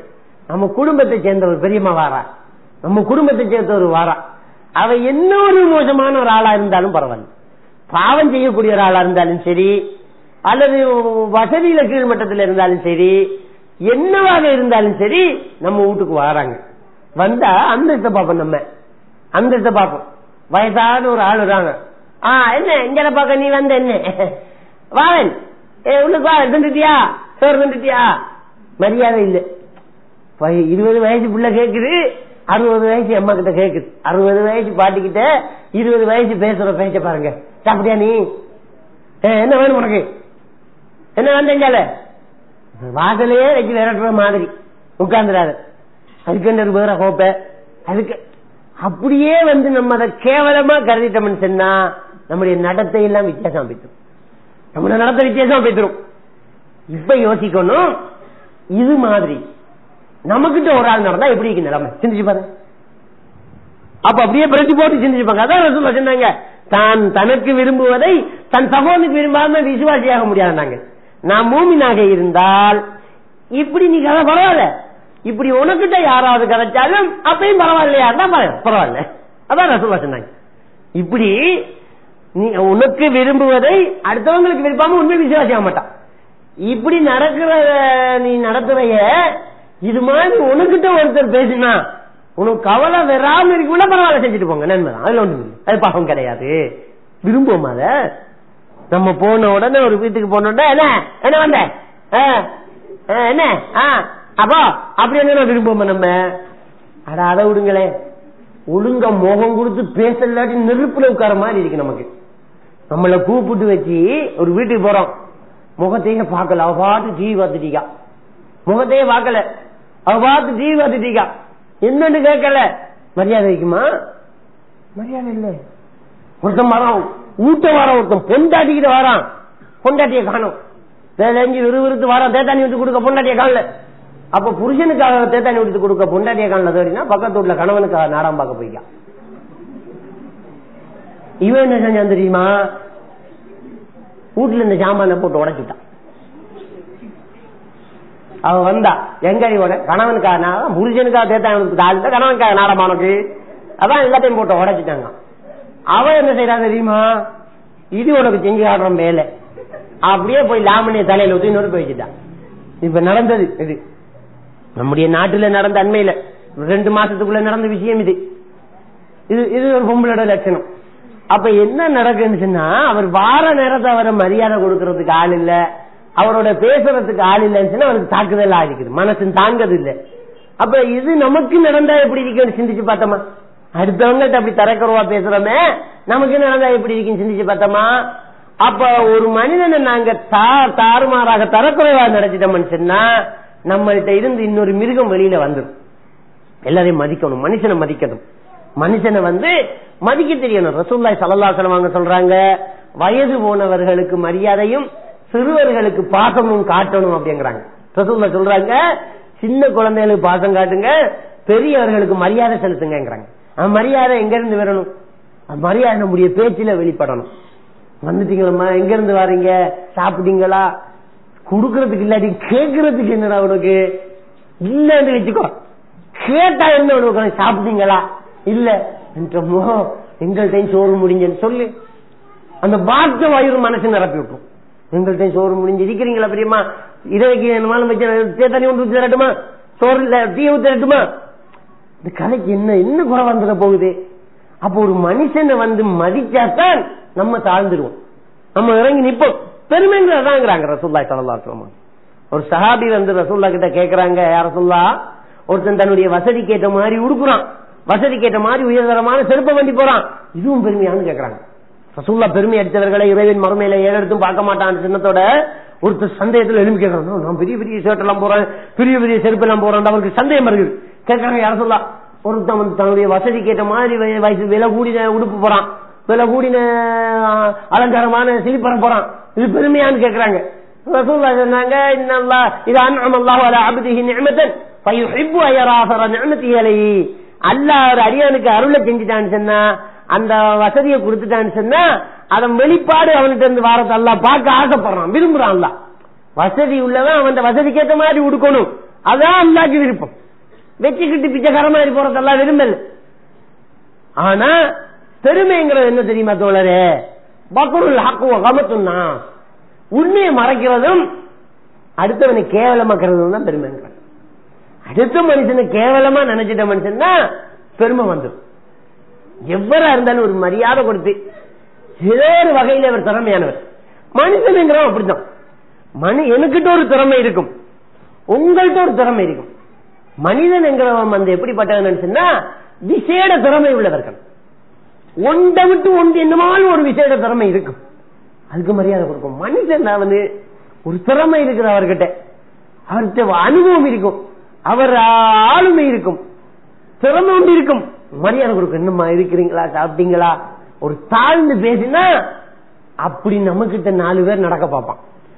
இன்னும் சொல்ல போனா ரசூலுல்லாஹ் சொன்னதுல இன்னொரு நியதி இருக்குன்னு சொன்னா, மரியாதை கொடுத்தவனுக்கு தான் மரியாதை திரும்ப கிடைக்கும். மரியாதை கொடுத்தவனுக்கு தான் திரும்ப மரியாதை கிடைக்கும், இல்லாட்டி கிடைக்காது. அதை நாங்க இயற்கையில நம்முடைய வாழ்க்கையில என்ன செய்யறோம், பார்த்துக்கிட்டு போறோம். அப்ப பெருமானார் ஸல்லல்லாஹு அலைஹி வஸல்லம் சொன்ன அந்த வார்த்தை, இது ஒன்று போதும் மனித நேயத்துக்கு. உன்னிடத்தில் அடுத்தவங்க எப்படி நடக்கணும் என்றெல்லாம் நீ ஆசைப்படுறையோ அப்படி அடுத்தவங்கள்ட்ட நீங்க நடந்து கொள்ளுங்க, அப்படி அந்த பெருமானார் ஸல்லல்லாஹு அலைஹி வஸல்லம் அவங்க சொல்லி காட்டுறத நாங்க பாக்குறோம். அதே மாதிரி பெருமானார் ஸல்லல்லாஹு அலைஹி வஸல்லம் அவங்க சொல்றாங்க, ஒரு முஸ்லிம் அடுத்த முஸ்லிமுக்கு ஒரு சகோதரனா இருப்பான். ஒரு முஸ்லிம் அடுத்த முஸ்லிமுக்கு, அல் முஸ்லிம் அகுல் முஸ்லிம் லா யஸ்லிமுஹு வலா யுஸ்லிமுஹு. ஒருத்தனுக்கு சகோதரன் என்ன செய்யணும்னு சொன்னா, அவன் அடுத்தவனுக்கு அநியாயம் செய்ய மாட்டான், அடுத்தவனை அவனுடைய எதிரியோட மூட்டி விடவும் மாட்டான். இது நடக்கிறது நல்லா. ஒருத்தருக்கு அநியாயம் செய்யாட்டி, நம்ம நேரடியா ஒருத்தனை அநியாயம் செய்யாட்டி என்ன செய்யறா, இவரை பத்தி குத்தி கொடுக்கறது. அங்கால என்ன ராத்தாய நேற்று கிடுகிடுப்பாமே, நேற்று உங்களோட ராத்தாட விட்ட இதுக்கண்டு சொல்றதுக்கு கொடுத்துக்கிட்டு போட கொடுத்துட்டு போவாங்க. இதை சொல்றதுக்கு, இந்த நெருப்பை மூட்டி விடுறதுக்கு இதுக்கண்டு கொடுத்துக்கிட்டு சும்மா வாரம் நீங்க ஒரு இடத்த போனா போல உங்களோட டைம் பார்த்துட்டு அங்கதான் போனேன், சொல்லத்தான் போனேன், இந்த நெருப்பை பத்த வைக்கத்தான் போனது, அதுக்கண்டே போறது. நேற்று என்ன வெளியே கிடுகிடுப்பே உங்களோட ராத்தாட விட்டேங்கிற பக்கத்துல என்ன பெரிய மாப்பிள்ள வந்து தெரியாதா, அது பெரிய மாப்பிள்ளையாலாம். அப்ப என்ன உங்களை விட்ட கேட்ட காலி, அது என்ன கெஞ்சல் ஆடுது, என்ன அங்க மாப்பிள்ள வந்துட்டான், அப்ப நாங்க போட்ட நகைக்கு அதுக்கு இதுக்கெல்லாம் என்ன அர்த்தம் அப்படின்னு சும்மா சட்டார் நான் சொன்னு சொல்லி அதை மானோட வந்துடுவான். நான் சொன்னு சொல்லிடுறேன். இதான் யுஸ்லிம் ரசூலுல்லாஹ் சொன்னாங்க, ஒரு மூமினை அவரை அநியாயம் செஞ்சாங்க, எதிரிக்கிட்ட கொண்டு போய் மூட்டியும் விட்டுறாங்க. சிலருக்கு இதே குழப்பா போச்சு, கண்ட பிள்ளைக்கு மாப்பிள்ள வராம அடுத்த பிள்ளைக்கு மாப்பிள்ள வந்தா அதை எப்படியாவது கெடுத்துறதுக்கே அலைச்சல். ஒரு இடத்த ஒரு பொண்ணு பக்கத்துல விசாரிப்பாங்க, எப்படிமா அங்க நல்ல அந்த பிள்ளை நல்லமா என்னமோ அங்கயா நீங்க பண்ணுங்க அல்லா நாங்க போக வந்தா பண்ணுங்க சும்மா அங்க அவன போற 2-4 வேலை இல்லாத கற்றுப்போம். அவன் விருப்பம் இல்லை நமக்கு. ரசூலுல்லாஹ் சொன்ன என்னங்க என்ன ஒரு மூமினா இருந்தா ஒரு உடம்ப போல சந்தோஷப்பட வேணாமா, அது மாப்பிள்ள நல்ல மாப்பிள்ள இருக்கு, நல்ல மாப்பிள்ள நல்ல பொண்ணு அப்படின்னு பொய் சொல்ல கூட அது வேற விஷயம். பொய்ய சொல்லி கெடுக்க பாக்குறது எவ்வளவு மோசமான விஷயம். அப்ப இத ரசூலுல்லாஹி ஸல்லல்லாஹு அலைஹி வஸல்லம் அவங்க என்ன செய்றாங்க சொல்ற, ஒரு முஸ்லீம் அடுத்த முஸ்லீமுக்கு சகோதரன், அடுத்தவன் வயிற்றுல பிறந்தாலும் வேற ஊரா இருந்தாலும் முஸ்லீம்னா முஸ்லீமுக்கு சகோதரன், சகோதர பாசம் வரும். அந்த சகோதரன் இருக்கணும், அந்த சகோதரத்தை இருக்கணும். ரத்தம் கொதிக்குதா இல்லையா? இப்ப நமக்கு ஆப்கானிஸ்தான் அடிச்சு விட்டோன்னு இங்க ரத்தம் கொதிக்குது. ஏன் கொதிக்குது? முஸ்லீம் தானே கொதிக்குது. ஆப்கானிஸ்தான்ல அடிச்சா கொதிக்குது, ஈராக்ல அடிச்சா கொதிக்குது, பலஸ்தீன்ல அடிச்சா கொதிக்குது, இந்தியாவில் அடிச்சா கொதிக்குது, இலங்கையில அடிச்சா கொதிக்குது. பக்கத்து வீட்டுல அடிக்குது, சொந்த ராத்தாட்ட அடிக்குது. நல்லா பட்டுக்கிட்டு முள்ளிக்கட்டும். என்னது செய்தா எங்க போட்டு தடைய வச்சுக்க பாருங்க. ஊர் பேர் தெரியாத முகம் தெரியாத வெளிநாட்டுல அடிக்கிற நேரம் ரொம்ப முஸ்லீம்களை போட்டு அநியாயம் செய்யறாங்க. ஜெந்து உடுப்பு துணி இது நாம அதிகா கொடுத்து அனுப்புறோம், ஈராக்கு கொடுக்கும் அதிகாக்களை. சொந்த குடும்பத்துக்கு வெடிக்குது, நமக்கு என்ன செய்யுது இல்ல, கொதிக்குது இல்ல ரத்தம். அப்ப என்ன இது? அப்ப ஒரு முஸ்லீமா இருந்தா ஒரு சகோதரத்துவம் இருக்கணும். அதான் மனித நேயம்ங்கிறது இதான். இப்ப நம்ம முஸ்லீமுக்குள்ளேயே பேசுறோம், முஸ்லீம்களுக்குள்ள முஸ்லீம்கள் மனித நேயத்தை பேசு. இஸ்லாம் என்ன சொல்ற, மொத்த மனிதனிடத்திலே நேசம் காட்டுங்கிறான். அந்நியனா இருந்தாலும் சரி மனுஷனா பார்க்கணும், மனுஷனு நேயத்தை காட்டணும். அல்லாஹ் குர்ஆனிலே சொல்லக்கூடிய ஒரு விஷயம். அவையும் தேடி வந்தவன் காவிர் முஷ்ரிக்கா இருந்தாலும் அவையும் கொடுக்க சொல்றான். அல்லாஹ் கொடு, உதவி கேட்டு வந்தா உதவி கொடு அப்படி என்று அல் குர்ஆனிலே அல்லாஹ் சுப்ஹானஹு வ தஆலா சொல்றதை நாங்க பாக்குறோம். தொடர்ந்து அந்த ஹதீஸை நாங்க பாக்குறோம். ஒரு முஸ்லிம் சகோதரன் அடுத்த முஸ்லிமுக்கு சகோதரன், அவனுக்கு அநியாயம் செய்ய மாட்டான், எதிரிகிட்ட கிட்டி கொடுக்கவும் மாட்டான் அப்படின்னு சொல்லிட்டு ரசூலுல்லாஹி ஸல்லல்லாஹு அலைஹி வஸல்லம் அவங்க சொல்லி காட்டுறாங்க. எவன் ஒருத்தன் தன்னுடைய சகோதரனுடைய ஒரு தேவைக்காக குரல் கொடுக்கிறானோ, நிவர்த்தி செய்யறதுக்காக முயற்சி செய்யறானோ, அல்லாஹ் சுப்ஹானஹு வ தஆலா அவனுடைய ஒரு தேவையை மறுமையில நிவர்த்தி செய்யறான். ஒருத்தன் கஷ்டத்தை எவன் ஒருத்தன் இந்த உலகத்துல போக்கி விடுறானோ இவனுடைய கஷ்டங்களில் ஒரு கஷ்டத்தை கியாமத் நாளையில் அல்லாஹ் நிவர்த்தி செய்கிறான் என்று சொல்லி பெருமானார் ஸல்லல்லாஹு அலைஹி சொல்லிட்டு சொல்றாங்க. இந்த உலகத்தில் ஒருத்தன் குறைய நீங்க மறைச்சீங்களாக இருந்தால் அல்லாஹ் நாளை மறுமையில் உங்கள் குறைய மறைப்பான். சுப்ஹானல்லாஹ். இத பாக்குறோம், புகாரி முஸ்லிம்ல வரக்கூடிய ஒரு ஹதீஸ். ஒருத்தன் குறைய நீங்க இந்த உலகத்துல மறைச்சிட்டீங்கன்னு சொன்னா உங்களோட குறைய அல்லாஹ் நாளை மறுமையில மறைச்சிடுவாங்கிறாங்க. இதை விட மனித நேயம் வேணுமா? என்ன ஒருத்தன் தேவைக்காக நாங்க களத்துல நிக்கோம், ஒருத்தன் தேவைக்காக நாங்க ஒரு குடும்பத்துல ஒரு பிரச்சனை நடக்குது, அதை தீர்த்து வைக்கிறதுக்காக வேண்டி ஒரு தேவைக்காக வேண்டி நாங்க உதவி செய்யறோம். பணம் தான் இல்லாட்டியும் உதவி செய்யலாமா இல்லையா? அந்த உதவியில நாங்க ஈடுபடுறோம்னு சொன்னா அல்லாஹ் நமக்கு ஒரு உதவி செய்யறான். ஒருத்தர் கஷ்டத்தை நாங்க நீக்கி விடுறோம்னு சொன்னா, ஒரு கஷ்டத்தை நாங்க போக்கி விடுறோம், பணத்தாலேயோ அல்லது வேற உடம்பினாலேயோ உதவி செய்ய போய் தூக்கி சாச்சு ஓட்டுல அட்மிட் பண்ணப்படி கூட நீக்கு ஆள் இல்லாம இருக்கும். அந்த நேரம் கூட நின்று திங்கிறதுக்கு வழி இல்லாம அந்த நேரம் திங்க கொடுத்து கணவன் பிரிஞ்சு போய் கிடப்பாங்க. அந்த நேரம் போய் இல்லம்மா சேருங்கம்மா அப்படின்னு சொல்லி ஒரு புத்திமதியை சொல்லி ஒருத்தன் குறைய நிவர்த்தி செய்துட்டோம்னு சொன்னா அல்லாஹ் நாளை மறுமையில இவர்களுடைய குறைகள் ஏதாவது ஒரு குறை அல்லாஹ் நிவர்த்தி செய்யறான். நாளைக்கு மறுமையில அல்லாஹ் நம்முடைய பாவத்தை கழிச்சுடுவான், நம்முடைய பிரச்சனையை தீர்த்து வச்சு சொர்க்கத்துக்கு அனுப்பி விட்டுருவான். எந்த அளவுக்கு அடுத்தவர் குறை அடுத்ததோட ரசூலுல்லாஹி ஸல்லல்லாஹு அலைஹி வஸல்லம் சொல்றாங்க, அடுத்தவர் குறைய நீங்க மறைப்பீர்களாக இருந்தால் அல்லாஹ் நாளை மறுமையில உங்களுடைய குறைய மறைப்பான். அல்லாஹ் நாளை மறுமையில அல்லாஹ் சிலரை விசாரணை செய்வான். விசாரணை நடக்கும் அல்லாஹ் கிட்ட.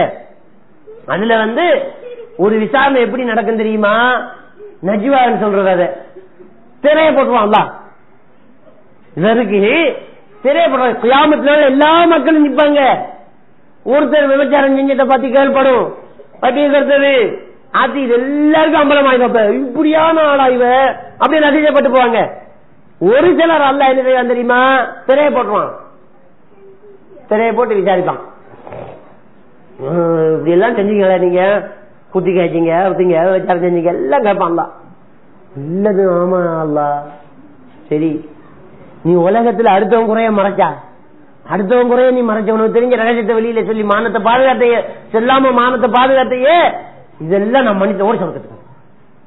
நாளை மறுமையில இப்படி ஒரு சிலர் அல்லாஹ் கேள்வியான கேட்டு ஓட்டுறோம். அதான் ரசூலுல்லாஹ் சொல்றாங்க, இந்த உலகத்துல அடுத்தவன் குறைய யாரு மறைக்கிறாங்களோ அவங்க குறைய அல்லாஹ் நாளை மறுமையில மறைச்சு விட்டுருவான், சொர்க்கத்துக்கு அனுப்பிவிட்டுருவான். போ, இந்த பாக்கியத்தை இழந்துகிட்டீங்க. நமக்கு எங்க கண்ணுல விளக்கண்ணைய ஊத்திட்டு சேறது யாருக்கு என்ன அநியாயம் நடக்குது ஊர் கம்பலப்படுத்துறதுக்கு சும்மா இல்லாத கதையை சொல்லி விட்டுருவோம். நம்ம ஒரு குமர் பிள்ளைய வீட்டுல இல்ல வேறா செல்லாம போட்டுட்டு மாமியா வீட்டுக்கு போயிட்டாங்கன்னு வச்சுக்கோங்க. உமா வந்தா வீட்டு இருந்த பிள்ளைய கால முன்னூத்தி வீட்டுல கூப்பிட்டேமா உள்ள வந்துச்சான்னு கேக்குறா. இல்லையே வரலையே. அப்ப அடுத்த வீட்டு தேட போயிட்டா. இவ கதை எடுத்துட்டு வந்து அவளை புள்ள ஓடிட்டாமே. அவளை புள்ள ஓடிட்டான். அவ புள்ளைய தேடி மாமிட்ட போய் கூட்டிட்டு வர கொள்ளைய என்ன உங்களை புள்ள ஓடி நாம எங்க பிடிச்சேன்னு கேட்கிற அளவுக்கு வந்துடும் கதை. எங்க இருந்து வந்துச்சு? அல்லாஹ் குர்ஆன்ல என்ன சொல்றான் தெரியுமா? இன்ஜாக்கும் ஃபாஸிகுன் பினபையின் ஃபதபையனூ. உங்கள்ட்ட ஒரு செய்தியை கொண்டாந்தா தீர விசாரிங்க. இந்த கதை வெறுக்கு எப்படி தெரியுமா? ஒரு இடத்துல ஒரு சதத்துண்டு இருந்தாரு, காலு கை முகம் எல்லாம் வச்சு உயிரையும் கொடுத்து விட்டு கொள்ளுமே. கதை அப்படித்தான் பெருகுது. கதை வர விதமே வித்தியாசமா இருக்கும். அப்ப அல்லாஹ் என்ன சொல்றாங்கன்னா, ஒரு கதை வந்துட்டேன்னு விட்டுறாதீங்க, தீர விசாரிங்க. தீர விசாரிச்சு அதை ஊர்ஜிதப்படுத்தினதுக்கு பின்னால நீங்க அடுத்தவங்களுக்கு சொல்லணும். அதுல அடுத்தவங்க குறை இருக்குமா மறைக்கணும் சொல்லக்கூடாது. அடுத்தவங்க குறை இருக்குமா இருந்தா மறைக்கணும். ஒரு மூமினுடைய மானம் பாதுகாக்கப்பட வேண்டியது. இது அவ்வளவு சந்தோஷம். அவரை வீட்டுக்குள்ள ஓடி போயிட்டு சொன்னா அதை ஊருக்கு சொல்றதுல அவ்வளவு சந்தோஷம். அங்க ஒரு மானக்கேடான விஷயம் நடந்துச்சுன்னு சொன்னா அதை சொல்லி எங்கட உள்ளே சங்கம் அதை சொல்லி இதை சொல்றதுக்கு அதை சொல்றது. எங்கட உள்ளேலுமா வகுப்பு போகுது வருகிறது. அல்லாஹ் இப்படி ஒரு கதை வந்து இல்லம்மா நம்மட பிள்ளை வந்துடும். நாளைக்கு அல்லாஹ் வேற வச்சிருவான். அல்லாஹ் வேற வச்சிடுவான்.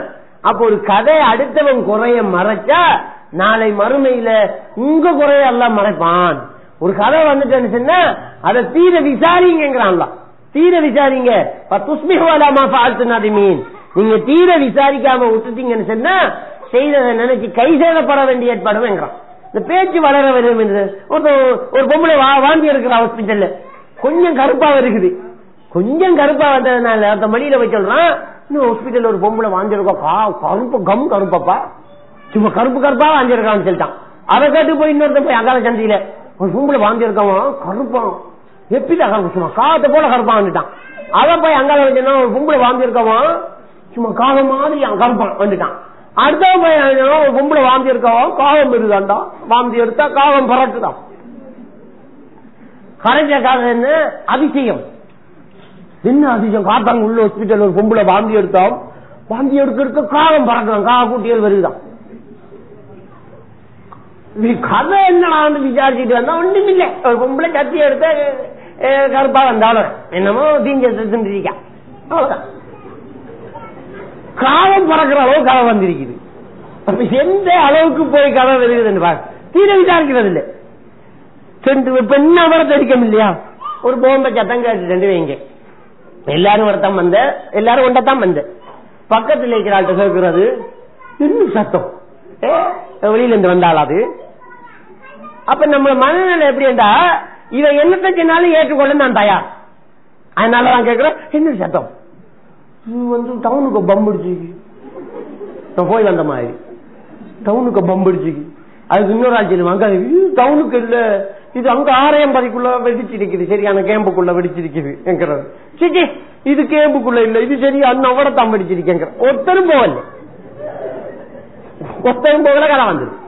கடையில இங்கிருந்து கதை உற்பத்தி ஆயிடும். ஆரையம்பதி கேம்புக்கு அடிச்சு 15 பேர் செத்தாம், 7 பேர் ஓடிட்டாங்களா, காயமா, ஊர் ஒதுங்குதாம் சொல்லி கதை போய் இங்கிருக்காக்கலாம் பொட்டியை கட்டிட்டு ஓடிடுவாங்க. இஞ்சால கடைசி என்னடா ஒரு மோட்டார் பைக்ல டயர் வெடிச்சு ஓடினாங்களாம். திரும்ப பேக்கணும். இந்த சுனாமி அடிச்சது எத்தனை தடவை ஓடினாங்க. ஒருத்தன் கடல் அவ்வளவுதான், கடல் அவ்வளவு இருந்தோட்டு என்ன சும்மா கடல் அவன் பைத்தியாகும். நீங்க இருந்து கூடி அப்போ ஒரு கதையை எடுத்து விடுறது, அதை நம்புறது எப்படி இருக்குன்னு சொன்னா நம்ம தீர விசாரிக்கிறோம் இல்ல. அல்லாஹ் என்ன சொல்றான்னு சொன்னா இன்ஜாக்கும் ஃபாஸிகுன் பினபையின் ஃபதபையனூ. ஒருத்தர் ஒரு செய்தியை உங்களுக்கு கொண்டு வருவான்னு சொன்னா அதை என்ன செய்யுங்க, தீர விசாரியுங்க என்று சொல்லி ரசூலுல்லாஹி ஸல்லல்லாஹு அலைஹி வஸல்லம் அல்லாஹ்வுக்கு சுப்ஹானஹு வ தஆலா அல் குர்ஆன் சொல்லி காட்டுறான். இதுல பாருங்க ரசூலுல்லாஹ் சொன்னாங்க தக்குல்லாஹ் லாலிமு வல் மம்லூம் என்றாங்க. உன்சுர் வல் லாலிமு வல் மம்லூம் என்றாங்க. அநியாயம் செய்யப்பட்டவனுக்கும் அநியாயம் செய்தவனுக்கும் உதவி செய்யுங்கன்னு கேட்டாங்க. அப்ப சஹாபாக்கள் கேட்கிறாங்க, யார சொல்லலாம், அநியாயம் செய்யப்பட்டவனுக்கு உதவி செய்யலாம். ஒருத்தனுக்கு அநியாயம் செஞ்சுட்டாங்க அப்படின்னு சொன்னா, அவன் வீட்டை எரிச்சு விட்டாங்கன்னு சொன்னா, அவன் சொத்துக்களை பறிச்சுட்டாங்கன்னு சொன்னா, அவனுக்கு நாங்க ஊடு கொடுத்து அவனுக்கு தின்ன கொடுத்து அவனுக்கு உதவி செய்யலாம். அநியாயம் செஞ்சவனுக்கும் உதவி செய்யணுமா யார சொல்லலாம், அவனுக்கு என்ன உதவி செய்யறது அப்படின்னு கேட்கிறாங்க. அப்ப பெருமானார் ஸல்லல்லாஹு அலைஹி வஸல்லம் அவங்க சொல்றாங்க, ஆமா அவனுக்கு உதவி செய்யணும். அவனுக்கு நீங்க செய்யற உதவி என்னன்னு சொன்னா, அவனுக்கு தீமையை தடுத்து நன்மையை ஏவணும். அவன் செய்த அநியாயத்தை அவனுக்கு புலப்படுத்தி நீ செஞ்சுட்டு இருக்கிற தவறுங்கிறத அவனுக்கு இட்டி வைக்கணும். அதான் அவனுக்கு நீங்க செய்யற உதவி. இவனுக்கு பொருளாதார உதவி. அநியாயம் செஞ்சவனுக்கு அவன் குற்றத்தை அவனுக்கு உணர்த்துற விதமாக அவனிடத்துல போய் பேசுங்க, நளினமா பேசுங்க, அதான் அவனுக்கு செய்த உதவி என்றாங்க. அப்போ ஒரு சமூக அமைப்பு, ஒரு கூட்ட அமைப்பை கொண்டு வர அந்த மனித நேயத்துக்கு அதுல இருக்கக்கூடிய அநியாயம் செய்யக்கூடியவர்களை ஒன்றுமே கண்டுக்காம அப்படியே விட்டு வச்சாலும் கெடுது.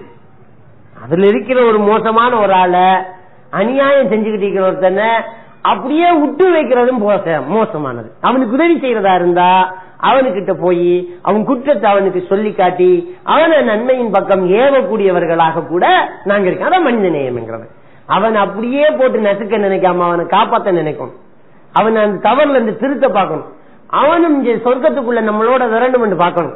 கடைசி வரைக்கும் பிறவனுக்கிட்ட மூசா நபி போயிட்டு தானே இருந்தாங்க. கடைசி வரைக்கும் போய் போய் போய் போய் அல்லாஹ் ஏற்றுக்கோ, நீ ரப்பு கிடையாது சொல்லி சொல்லியே இருந்தாங்க. அநியாயம் செய்யறான் அவனு, ஆக்களை போட்டு போய் சொல்றான், அக்க சொல்றாங்க. அப்ப அதான் அவனுக்கு செய்யற உதவி. அவனையும் கூட்டிட்டு போக பார்க்கணும் சொர்க்கத்துக்கு. அவனையும் கூட்டிட்டு போகணும். நம்ம சொல்ற கடமை சொல்லி ஆகணும். அப்போ ஒரு சமூக அமைப்புக்கு, ஒரு மனித நேயத்துக்கு நாங்க அடுத்தவங்களுக்கு உதவி செய்யணும். அந்த உதவி அநியாயம் செய்யக்கூடியவர்களுக்கு அதை தடுக்கிறதா போகணும். அநீதி செய்யப்பட்டவர்களுக்கு அவங்களை வாழ வைக்கிறதாக போகணும். ஒரு முஸ்லீம் நம்முடைய சகோதரன் தான் நினைக்கணும். நமக்கு அடுத்தவன் என்னென்ன உதவிகள் எல்லாம் செய்யணும், நம்மகிட்ட அடுத்தவன் எப்படி எல்லாம் நடக்கணும் நம்ம ஆசைப்படுறோமோ அதே மாதிரி நாம அடுத்தவங்கள்ட்ட நடக்க வேண்டும் என்று சொல்லி ஆசைப்படணும்ங்கிறத நாங்க பார்க்கணும். அடுத்தது நாங்க பார்க்கிறோம் ஒரு முஸ்லீமுக்கு செய்ய வேண்டிய கடமைகளை ரசூலுல்லாஹ் சொல்லி காட்டுறாங்க. முஸ்லீமுக்கு செய்ய வேண்டிய கடமைகள்.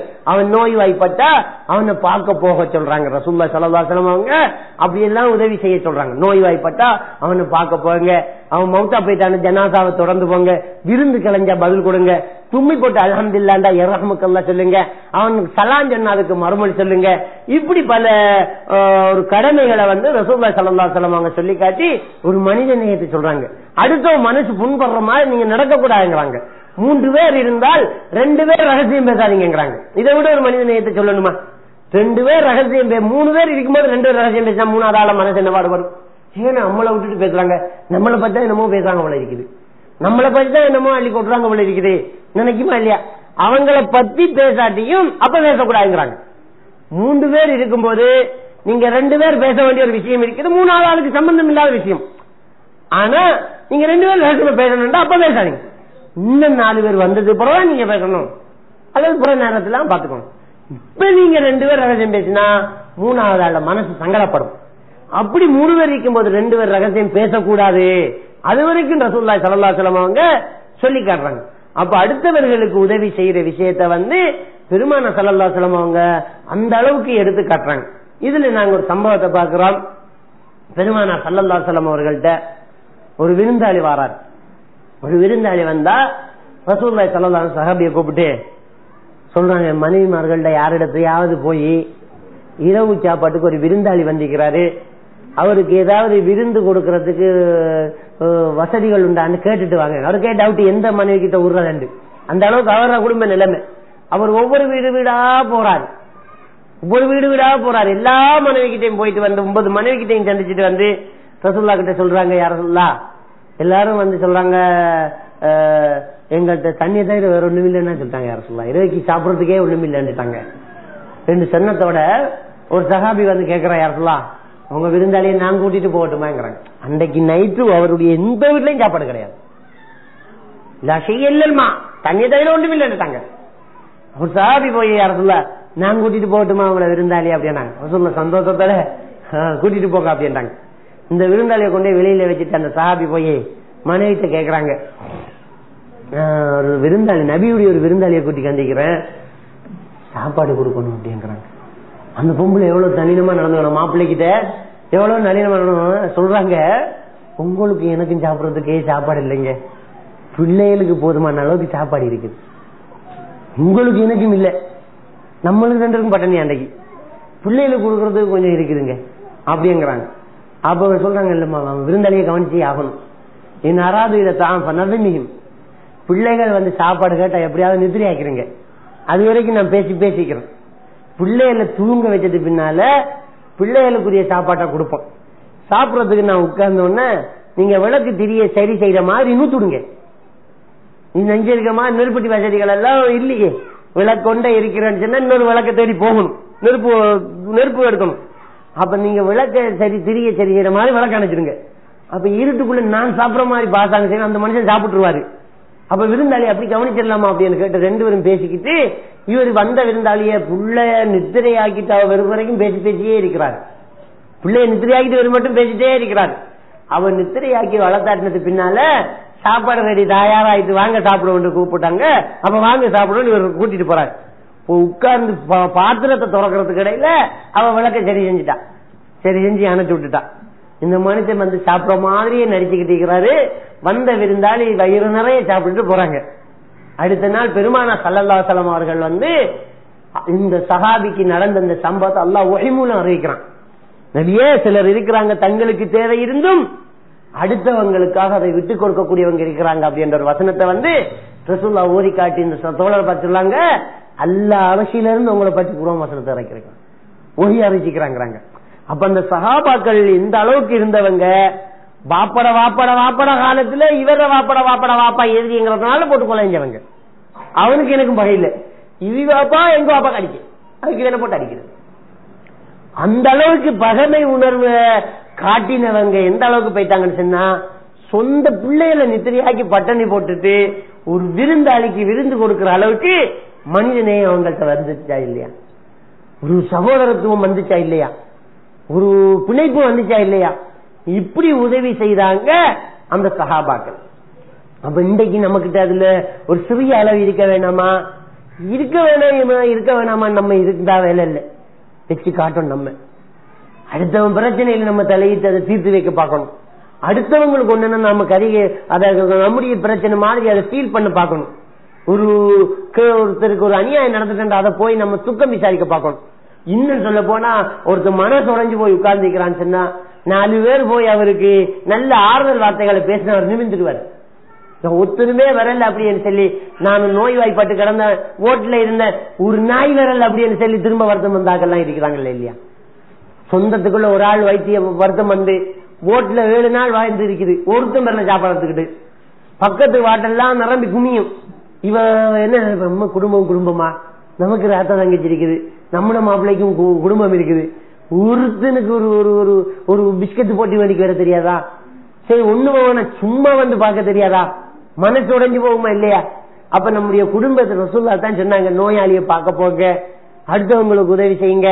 இதுதானே ரசூலுல்லாஹ் போதிச்சாங்க. அந்த 23 ஆண்டு காலமும் அல்லாஹ்வை ஈமான் கொண்டுட்டோம்னு சொன்னா, அல்லாஹ் ரசூலை நாங்க ஈமான் கொண்டுட்டோம்னு சொன்னா அடுத்தது என்ன, மனிதநேயத்தானே அடுத்தது மனிதநேய விருந்தோம்பல் செய்யுங்க, குடும்பங்களை சேர்த்து நடங்க, அனாதைகளுக்கு ஆதரவு செய்யுங்க, பெரியவர்களுக்கு மரியாதை செய்யுங்க, சிறியவர்களுக்கு அன்பு காட்டுங்க.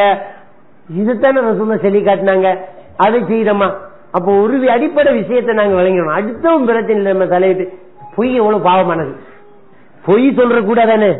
ரசூலுல்லாஹ் என்ன சொன்னாங்க தெரியுமா, மனிதர்கள் மத்தியில ஒரு பிரச்சனையை தீர்த்து வைக்கிறதுக்காக வேண்டிய ஒருத்தன் பொய் சொல்றான், அவன் பொய்யன் இல்லைண்டாங்க. 2 பேருக்கு இடையில பிரச்சனை, 2 ஊருக்கு இடையில பிரச்சனை, ஒரு கணவன் மனைவி கடையில பிரச்சனை, இந்த பிரச்சனையை தீர்த்து வைக்கிறதுக்காக வேண்டி நடுவுல போய் நின்ற ஒருத்தர் பொய் சொல்ல வேண்டிய ஏற்பாடு. அங்க போய் இல்லையே அவரு உங்களை விட்டு பிரிஞ்சு வாழவே இயலாத அந்த மனுஷன் உங்களை நினைச்சுக்கிட்டு இப்படி பாசமால மொழினா நீங்க என்னப்பா அப்படின்னு சொன்ன, சரி அவனோட மனுஷனா அவனோட வாழுமா அப்படி இப்படி சொல்லியப்பா உங்களை எவ்வளவு பாசம் வச்சிருக்காவே அவ அப்படின்னு அங்க போய் அவள் உங்களை இன்னும் மரியாதை அந்த பொம்பளை காய்க்கா புருஷன்டா உசுங்கிற உங்களை விட்டு பிரிஞ்சு 2 நாள் சாப்பிடலங்கிற அவன் அப்படியா சொன்னா அந்த இவர் இறங்கிடுவாரு, இப்படியா சொன்னா அவன் இறங்கிடுவாரு. கரெக்டா 2 பேரையும் சேர்த்து விட்டு நாம இது பொய்யன் இல்லைங்கிறாங்க. ரசூலுல்லாஹ் சொல்றாங்க இவன் பொய்யன் இல்ல. 2 பேரை சேர்த்து வைக்கிறதுக்காக வேண்டி ஒரு பிரச்சனை இல்லாம ஒரு சுமூகமான ஒரு விஷயத்தை ஏற்படுத்துறதுக்காக வேண்டி சொன்னா பொய் இல்லையாம அது சலுகை. பொய்யில இங்க சலுகை. அப்ப அடுத்தவன் நல்ல அமைப்பா வைக்கணுங்கிறதுக்காக வேண்டி தடை செய்யப்பட்ட பொய்யையே அல்லாஹ் அங்க ஹலாலாக்குறான்னு சொன்னா ஒரு மனித நேயத்துக்கு எவ்வளவு வித்து வைக்கிறது இஸ்லாம், எவ்வளவு வாசல்காக திறந்து வைக்கிறது இஸ்லாம். அப்ப அடுத்தவங்களுக்கு உதவி செய்யற ஒரு பாக்கியத்தை இஸ்லாம் நமக்கு தெரியுது. இதுல பார்த்தோம்னு சொன்னா ரத்த தானம், கிட்னி தானம், கண் தானம், இப்படியான உறுப்புகளை ரத்தத்தை கொடுக்கறது இருக்குது. இத ரசூலுல்லாஹ்வுடைய காலத்துல ரத்தம் கொடுத்தாங்களான்னு கேட்டா ரத்தம் கொடுக்கல. உண்மையிலே அப்ப ரத்தம் கொடுக்கிற அளவுக்கு விஞ்ஞானம் இருக்கல.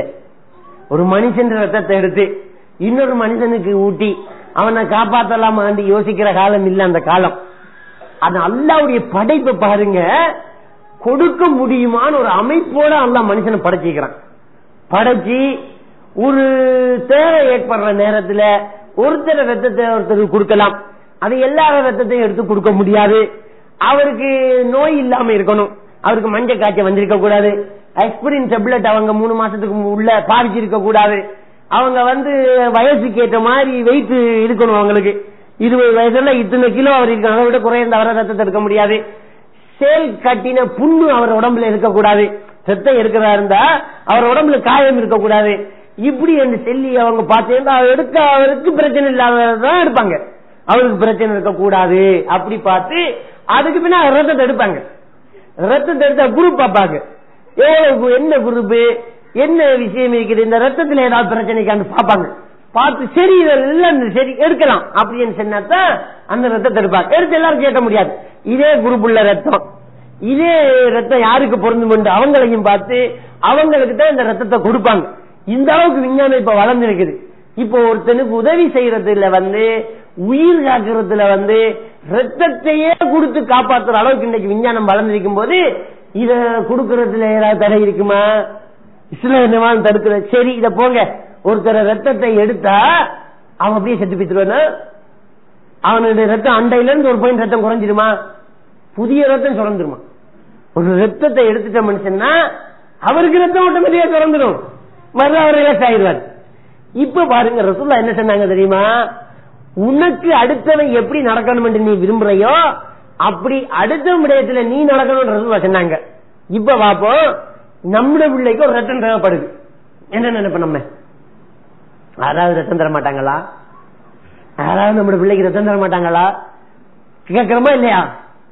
இப்ப நம்ம என்ன நினைக்கிறோம், நமக்கு அடுத்தவன் ரத்தம் தரணும் அப்படிதான் நினைக்கிறோம்.